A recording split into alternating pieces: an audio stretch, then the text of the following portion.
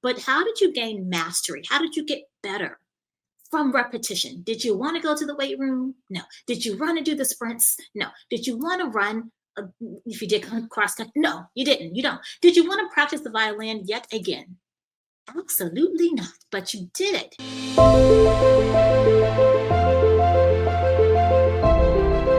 Well, welcome back to the Charyse Williams Show, and more specifically, welcome back to the Quantum Expansion series. I'm so excited to bring to you this topic and really shed some light on it. And it's you don't need more leads, you need more momentum.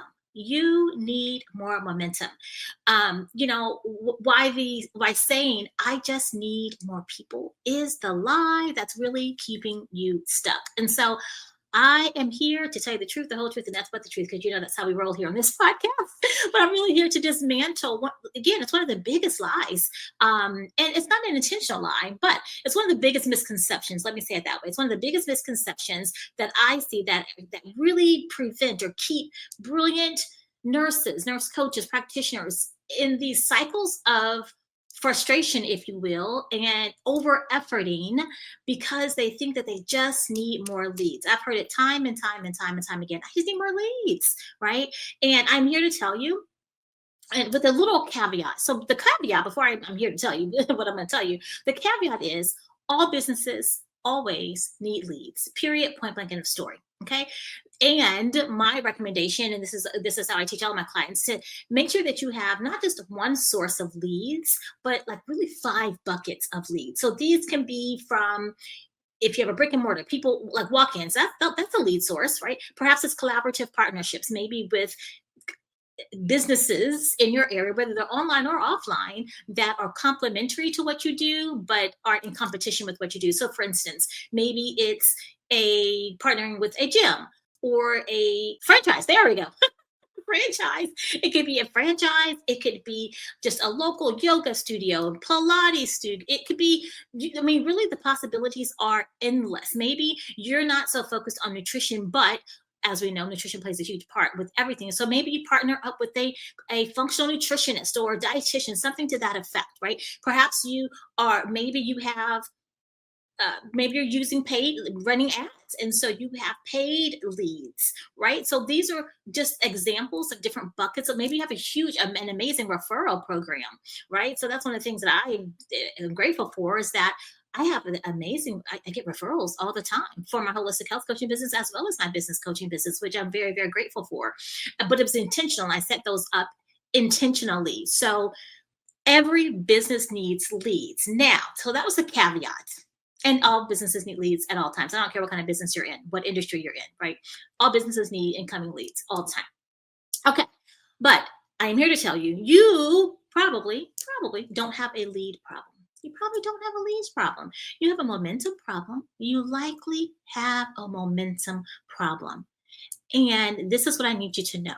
When your energy, when your clarity and strategy aren't fully aligned, no amount of new followers, no amount of ads, no amount of leads will convert the way in which you're wanting them to convert. Period, point blank, in the story. In fact, it really just amplifies what's not working, particularly paid ads, right? And so this is how I love paid ads, you guys. I love paid ads. I will tell you the majority of my business, even pre-COVID, was all organic. It was all organically generation. It was all tapping into my ecosystem. And you might be thinking, well, I don't have an ecosystem. And I'm here to tell you, yes, you do. We all do. We may not recognize it as such, but we all do. But when I was building my business, and I'm still building my business, but you never stop building your business if you're in business. But initially, like, it was all organically generation. And not until recently, I would say over the last couple of years, have I been running paid ads. And I love paid ads, and they're hugely beneficial. And I'm a huge proponent of paid ads. Here's the problem. What I see all too often is that we go with paid ads if you have the budget for it, right? Because they are costly. Let's just put it in perspective, particularly for a brand new business owner, and more specifically if you're pre-revenue, but even if you're still just laying the foundations, yes, it needs to be a line item in your budget, absolutely. However, what I see is that practitioners will start off with, okay, I'm going to run ads, and there's no clarity around their messaging. So they're talking to everybody, which means they're talking to nobody. There's no clarity in their offer. There's no clarity in their, like, there's no strategy around it. And the worst part about it is they don't have anything already working for them organically, but they think that running paid ads is the panacea, right? That it's going to change everything or fix, create this massive influx of leads. Here's the problem, and this is what, and I teach this all the time. Running ads is phenomenal, but if you can imagine, if you are, and we've probably all done this or at least witnessed it, you go outside, you're going to have a cookout or a barbecue or whatnot. If you put like the wood or the coals in the pit, and then you pour an accelerator, right, which is the lighter fluid. If you pour that on there, but there's no fire yet, all you're going to have is wet wood and wet coal. That's it. It's an accelerant. Paid ads are an accelerant. So you want to make sure that whatever you're doing organically is producing results, even if they're little results, because a little fire, listen, if you got a little fire and you pour an accelerant on it, put some lighter fluid on it, oh, there you go. That's what you want. But what I see far too often is that people jump into ads thinking it's going to solve the problem, and it doesn't. It doesn't. So definitely create an organic lead strategy. And then once you start to get some predictability, even if it's a little bit, like you get little results, like I got one client, but if you're getting one client by doing certain activities, and it's one client a week, or even if it's one client a month, it works. It works. So now pour gasoline, right, an accelerant on the flame. Okay, so that's that. Amplify what's not working. Okay, and then you're frustrated because you spent money, you spent time, you had all your hopes into, put all your hopes into ads, and now you're PO'd because you spent all the money and nothing. You have nothing to show for it. So that's my little caveat on paid ads. But let's talk about this lead addiction trap, what I like to call it, because we do get trapped into the mindset believing that our next client is somewhere out there. And really, the real opportunity is right here, right underneath our nose. And so I talked about, we all have an ecosystem, which we do. We all have an eternal, I don't care if you're super brand new, I don't care if you have been in business for a while, we all have an ecosystem. And when I talk about ecosystems, I want you to think about who is it that you're already in connection with? Who do you know? And this part we often forget, who knows you? Who do you know who knows you, right? So I make it a point to whoever I'm doing business with, that they know what I do. They know, I make it easy for them. So this is what I always say, make it easy for people to refer people to you. I make it easy for them to refer people to me. How is that? I make sure they know who I am. Of course, they know who I am, right? But what I do and who my ideal clients are, so that when they are in front of that person, they're like, oh, you know what? I have a friend. I know someone. One of my clients does that. Let me connect the two of you. Okay. And so when I say people I'm already in relationship with, as part of the ecosystem, think about who you pay on a daily basis or on a weekly basis. Who do you pay? Like if there's ever an exchange of money, trust me, I'm paying for their service. They're going to refer people to me in some way, shape, or form, right? So who do you pay on a monthly basis? So for instance, like your gym membership, your like the med spa that I go to, my massage therapist that I go to or that comes to me, right? I pay them on a monthly basis. Things, maybe there's things that you pay for on a quarterly basis. Maybe there are things that you pay for on an annual basis. A lot of you are in sororities, right? A lot of you are on civic organizations, Toastmasters, things like that. Maybe if you have smaller kids, maybe you're in the PTA, whatever, PTA. So so think about where you are already connected, because I guarantee you, your ideal client, and I've never seen this not be true. You have every single one of you that's listening to me right now, or that's watching me right now. Every single one of you have at least 2, 3, 4 potential clients already connected to you in your ecosystem. Here's the problem. Either one, you don't have clarity around who your ideal client is, so they could literally be sitting right next to you and you would not know because you're not clear, right? Or two, you haven't articulated clearly who it is that who your ideal client is. And again, you haven't articulated because maybe you're not clear on it as well.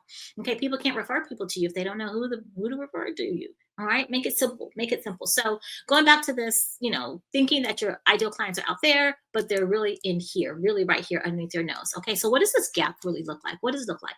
It could look like maybe you're creating content, but it never converts. Like it's crickets. Okay. And here's the thing. Not all content is designed, or not all content will elicit a response. So for instance, if you are, let's say your ideal client are men with erectile dysfunction. I don't care how many followers you have. The likelihood of them saying, like if your call to action on your post is, if you mention, oh yeah, I'm a holistic health coach, or I'm a functional medicine practitioner, and I help men with erectile dysfunction or whatever. You wouldn't say it quite like that, but you get my point. Comment below if this is the issue for you, or comment below to learn more. It's going to be crickets because of the nature of your ideal client. So doesn't mean don't post content. Yes, absolutely post content, but don't expect a whole lot of interaction on that, because who really wants to admit that they have ED, right? Who wants to admit, and maybe, so I know a lot of you are in the infertility space. Who really wants to admit? I mean, women are a little more likely, but who really wants to admit that they are struggling with infertility, right? So depending on what it is, weight loss even. I mean, weight loss is a little bit more, people will say all the time, but sometimes people are very private. So, but going back to creating content that just never converts, well, problem there. Perhaps you are launching offers, but no one is enrolling. Now, I will say this, there are tons of different ways to launch. That's a whole nother podcast episode. We're not going to talk about that, but I will say this, no matter how it is that you're launching, there are definitely essential components that need to be incorporated in your launch if you expect to have any type of return. Okay, if you're expecting to convert in any way, shape, or form. All right. So maybe you're launching and it's falling flat.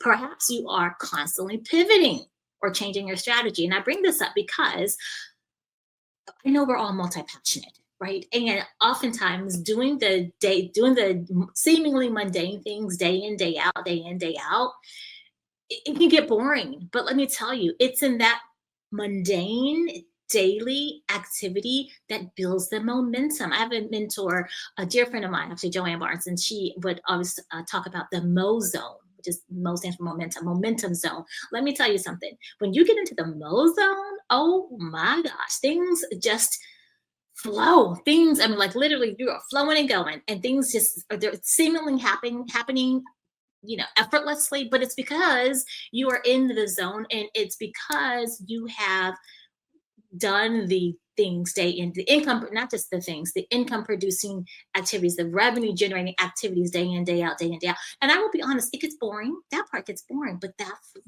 that's why most people won't do it long enough to see a result. One of my other mentors, Kelly Roach, always talks about building your business, training for your business like an athlete. And so if any of you were ever athletes in high school, I played tennis personally, but if you were an athlete, you played any sport, softball, soccer, whatever, maybe you were in the cheer or the dance, maybe you even played an instrument. But how did you gain mastery? How did you get better?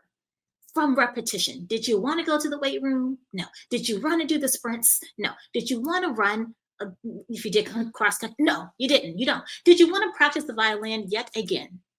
Absolutely not. But you did it because the mundane tasks, right? The repetition is what created the mastery, right? And it's the same holds true in your business. It's what gains the momentum. It helps you gain the momentum. Okay. So stop constantly pivoting, right? And then the other thing is, and I hear this, I've seen this so many times with the clients that I work with, it's blaming your audience or your followers or your potential leads, right? Your potential clients, blaming them for not being ready to buy. And the reality of it is this, and I'm going to set some of you free with this. Some of you know this, some of you may not, but in any given day, only about 3%, did you hear me? Only about 3% of your population, your ecosystem, are even ready to invest in a solution to their problem, whether it's weight loss, whether it's balancing their hormones, whether it's, the fertility issues, whether it's thyroid, it doesn't matter, whether it's gut issues, it doesn't matter. Only about 3%, which means that the other 97% of people that are connected to you that actually know what you do, right? They're not ready yet. That doesn't mean chunk them. That means you continue to nurture and build a relationship with them so that you remain top of the mind, so that when they are ready, when they do move into that 3% category, they're like, oh, no brainer. Charyse, I need to reach out to her. Okay. So we got that part. So the real secret really is optimizing the pathway, if you will, before driving more traffic to it. You want to make sure that you have a clear cut path, like a client journey. So, or even a journey from when they even enter your ecosystem, for people who are, maybe you are connecting with people online. Or even if they're not online, maybe you're connecting, you're like, okay, let me make a list of everybody who I do spend money with. You go to the dentist twice a year, right? Maybe you have an orthodontist. We all have, if we're all female, we all have a gynecologist or OBGYN, right? So I literally want you to make a list of every person who you spend money with daily, monthly, quarterly, maybe it's every 6 months, like the dentist, maybe it's annually for like your annual pap smear, or whatever the case may be, right? My mind goes straight to medical, but I mean, across the board, your Pilates, like I mentioned before, make a list of everybody pull up your bank account. How about that? Pull up your bank account. And look at all the withdrawals, and so that you can see who you do business with and connect with them and nurture that relationship, build that relationship, okay? And make sure you have a clear-cut pathway to get them from not a client, assuming they are your ideal client, or even a referral source, right? But from not a client to, yes, a paid client, okay? So here's the thing. As I mentioned, you think you have a lead generation problem, and you might. I'm not saying you don't. You might. But what I do know is you have a conversion problem, right? You likely have a conversion problem, and 9.5 times out of 10, you have a momentum problem.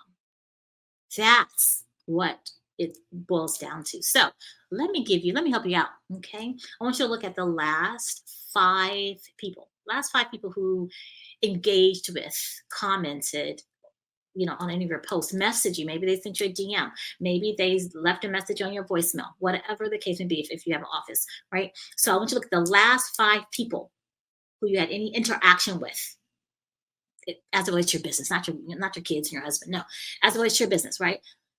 Ask yourself, you're going to do a quick little audit, a momentum audit, if you will, right? Ask yourself, did I create a clear next step for them? Did I create a clear next step for them? You're also going to ask yourself, did I invite them into conversation to discuss further, right, about working together? Or did you make an offer? Here's the thing. People can't say yes. People can't pay you if you don't invite them to work with you, right? I really want to point this out, because when I'm talking to, some of my clients, new clients, and I'll say, well, did you how'd it go with so-and-so? And they'll say, oh yeah. I talk about my business all the time. I'm like, great. Okay. So you talk about your business all the time. Did you make an offer? Did you tell them what it is that you do? Like what your service is, what the investment is, the length of, did you invite them to work with you? And they're like, oh, and you can kind of see the look on their face. Like, well, no, but I told them what I did. That's different. It's important. It's not wrong. It's just incomplete. Yes, you need them to know what you do and who you do it with or for, right? So again, women in menopause. Okay, maybe you work with perimenopausal women, whatever the case may be. Important.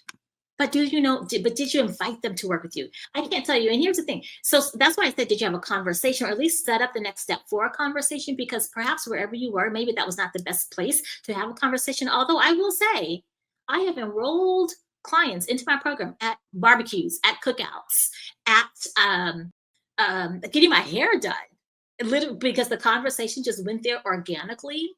And I invited her to work with me, and she said, okay, like literally for my hair, she ended up enrolling for root cause blood work analysis. Bam. The cost of the blood work analysis was basically the cost of my hair. So it was like, whoop, that was fun. So I'm not saying that you can't do it right then and there on the spot. absolutely you can. But if not, if you're at a funeral, whatever, no, but sometimes it's not the right situation. Then did you set up the next step? Meaning, put them on the calendar. You know what? I'd love to explore that more with you. I'd love to learn a little bit more about what's going on and see if it's even a good fit. Why don't we schedule time to talk tomorrow? Let me grab my phone. I mean, you have your phone with you anyway. They do too. Grab your phone, grab the calendar. I have tomorrow at noon or tomorrow at 3. Which one works better for you? Knock it, like lock it in. Like, what are we doing here? Okay. All right. So did you invite them? Or did you just leave it hanging? Did you just leave it hanging? You mentioned it and you're like, okay, they'll call me. Will they? This is your business, not their business. Always position the next step. Always, always, always. So now that you have audited 5, and I know you're probably driving or you might be doing something, but I do want you after this, as soon as this is over, while it's fresh in your mind, you're going to audit the 5, like look at the last 5 people who you've engaged with or who've engaged with you in any way, shape, or form, right? Then I want you to pick one. Answer those questions. Then I want you to pick one, just one. And I want you to pick one right now or as soon as you finish and follow up with them. Re-engage that conversation, reignite that conversation and start to build that momentum. You've already created it. The connection's already made, okay? I know you're probably thinking like, what? So listen, this is what we do inside the Quantum Leap Collective. We don't just learn information. We don't just consume information. You guys have a lot of information already. We implement. Let's do the doggone thing. Okay, not just take the notes like, oh, that sounds like a good idea and put it in your notebook. No. So in the Quantum Leap Collective, we actually implement in real time so that you can get real feedback, real coaching, real guidance. Okay, that's one of the things that we do. So you guys, I'm going to make sure that I link or have the team link to the Quantum Leap Collective down in the show notes, because if you are guilty of taking all the notes or listening, but not, if you're consuming, but you're not implementing, you've got to shift that. You get to shift that. I'm gonna say that differently. You get to shift that. Okay. Inside the collective, we help you to activate help you create your momentum that you already have. You already have things stirring, most of you. And if you don't, guess what? We'll help you create it. We'll help you create it and to develop that momentum so that so that it literally converts into clients, into cash, and you do it with confidence and you do it in a way that feels good for you. Okay. So if you are ready to stop chasing and start converting, then again, check the show notes for the link to the Quantum Leap Collective, and I cannot wait to see you inside. So until next time, my dear friends, as always, I love you. I appreciate you. And I'll see you next time on the next episode of the Charyse Williams Show. Bye for now.